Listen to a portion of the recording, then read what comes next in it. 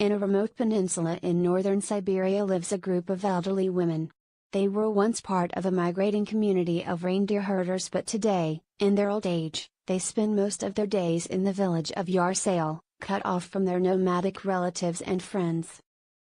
Though the men are encouraged to stay within the wandering community as they grow older, the women often find themselves facing the struggles of aging and isolation.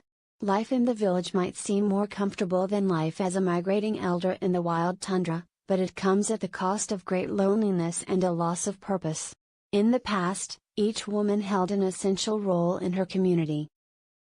Pudani, for example, was a leading herder, while Lilia was the only person in her tribe who knew how to read.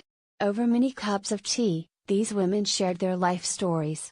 They told me about magical snowy landscapes, lost parents and partners. I asked each woman for permission to take their portrait in the natural light of their homes and wearing a precious item from their past. Using their stories as a guide, I also documented the wild landscapes they once wandered. Adipana Adi, born 1941. During her lifetime, Adipana experienced many sad losses. She lost her husband, son and daughter to diseases, and a few years ago her entire reindeer herd perished to starvation during a cold wave. Almost unable to walk, she spends her days mostly limited to her bed. Adipana, who was born in the tundra, says that walking in the snow is what she longs for most. Nekla Adi, born 1928. Although Nekla was 89 when this portrait was taken, she still wishes to live with the migrating community. I was born in the tundra and spent all my life there. It's the only way of living I know. At the far left of her bed is a picture of her two sons taken when they were young. Now, both of them were herders in the tundra. Angelina Saratetto, born 1942. Angelina was part of a family of shaman women and her mother taught her to read the future using sacred objects from nature. Yes. I miss those days in the past, she says. But I try to remain optimistic. I view everything with a loving eye. I think you learn it as you get older. Veinoto Vera, born 1967. Having living in nature throughout her entire life, Veinoto's daughters rented her a small apartment in the village of Yarsail so that she could live in comfort.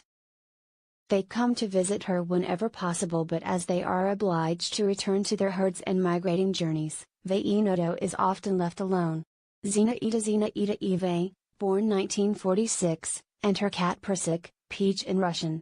Zinaida was married for many years, and she shared with me that she had a beautiful and loving bond with her husband, right to his last day. Now that he has passed away, she is living in a small apartment alone, with their mutual cats, with almost no friends to come and visit. All that is left are the lullabies I sing to myself. Zinaida's song Lilia Yomkina, born 1944. As a child she was the only one in her clan who knew how to read. She said she still remembers how important she felt when she read everyone their letters and formal documents. However, the importance of her reading skills to the clan was also the reason that her father prevented her from going to college, and that caused many conflicts between them. Now, in her apartment, she writes love songs about the tundra and her dream is to publish them in a magazine. I did not fully understand the importance of tradition and family when I was young. I argued so much with my parents. I wanted to escape from my roots. But, she adds, I remember how much I liked it when they told me folk tales around the bonfire. I miss them so much. Lilia's song Pudani Audi, born 1948. Like her ancestors who have wandered the frozen landscape of northern Siberia for thousands of years, Pudani was born in the tundra and roamed since birth. During her adulthood, she was a leading herder, leading the precious herd through one of the most extreme environments on Earth. She told me that she is still hoping to return to wander, but without her community's support it is clear that this longing will never be realized.